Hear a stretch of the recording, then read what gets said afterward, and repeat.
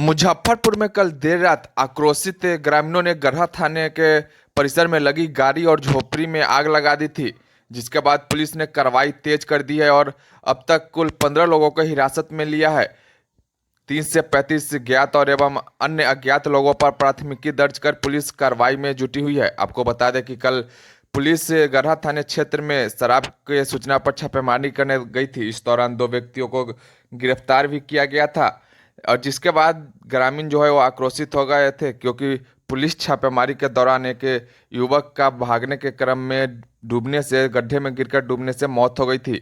जिसके बाद जो उग्र ग्रामीण है वो काफी आक्रोशित हो गए और उन्होंने एनएच को जाम करने की कोशिश की, जिसके बाद पुलिस ने बल प्रयोग किया। इसके बाद ग्रामीण और ज्यादा आक्रोशित हो गए और पास के ही गरहा थाने में आग लगा दी, जिसमें कई सारी गाड़ियां भी जल गई। पुलिस अभी गाड़ियों का आकलन कर रही है। फिलहाल पुलिस ने कार्रवाई तेज करते हुए शराब कारोबारियों के खिलाफ मुहिम को तेज कर दिया है और पुलिस ने आशंका जताई है कि जिन्होंने थाने पर हमला किया है वो सभी शराब कारोबारी से जुड़े हुए हैं। देखिए, कल जो घटना है उसके बारे में वरीय पुलिस अधीक्षक महोदय ने आप लोगों को जो हम लोगों का आधिकारिक वर्जन है वो दिया था। कल की घटना के बाद से तीन घटनाएं मुख्य रूप से हम लोगों के सामने आई हैं। पहली घटना जो शराब के विरुद्ध छापेमारी की गई थी, उसकी प्राथमिकी दर्ज की गई थी, उसमें 2 लोगों को गिरफ्तार किया गया था। दूसरी जो घटना उस गांव में हुई थी जितेंद्र उर्फ चुन्नन के साथ, उसको लेकर उनके पिताजी का फर्द बयान एसकेएमसीएच में लिया गया है और उसके आधार पर अग्रिम कार्रवाई की जा रही है। तीसरी जो विधि व्यवस्था की समस्या पैदा हुई थी, उसके बारे में 30-35 ज्ञात एवं अन्य अज्ञात लोगों के खिलाफ केस किया गया है। उसके मामले में आसपास के गांवों में लोगों को वीडियो फुटेज के आधार पर, स्थानीय सूचना के आधार पर चिन्हित करते हुए रेड एवं छापामारी की गई है। कुल 15 लोगों को हम लोगों ने गिरफ्तार किया है। कुछ और लोग हैं जिन्हें पूछताछ के लिए हिरासत में लिया गया है। संभवतः सत्यापन के उपरांत उनमें से कुछ लोगों को हम लोग बॉन्ड पर छोड़ भी देंगे, लेकिन 15 लोगों की गिरफ्तारी हम लोग अभी तक कर चुके हैं।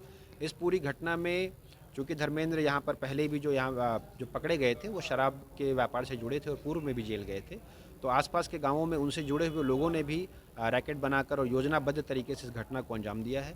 ऐसे लोगों को चिन्हित करते हुए भी प्राथमिकी उनके खिलाफ दर्ज की गई है और उनके खिलाफ भी हम लोग अग्रिम कार्रवाई करेंगे। जिस लड़के की मौत हुई है उसका भी शराब कारोबार से रिश्ता था क्या? अभी हम लोग उसकी तफ्तीश कर रहे हैं। उनके बड़े भाई का रिश्ता था, दैट इज़ फॉर श्योर, और वो वहाँ से इस भय से संभवतः भाग गए होंगे।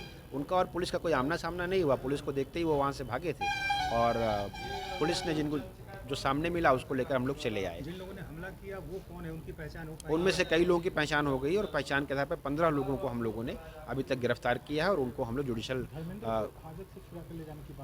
हाँ जी जी नहीं, अभी तक नहीं पकड़ा जा सका है और उन लोगों की गिरफ्तारी के लिए हम लोग प्रयास कर रहे हैं, लेकिन 15 लोग हम लोग के अभी तक गिरफ्तार हो चुके हैं। कितने अभियुक्तों को छुड़ा के ले गई है?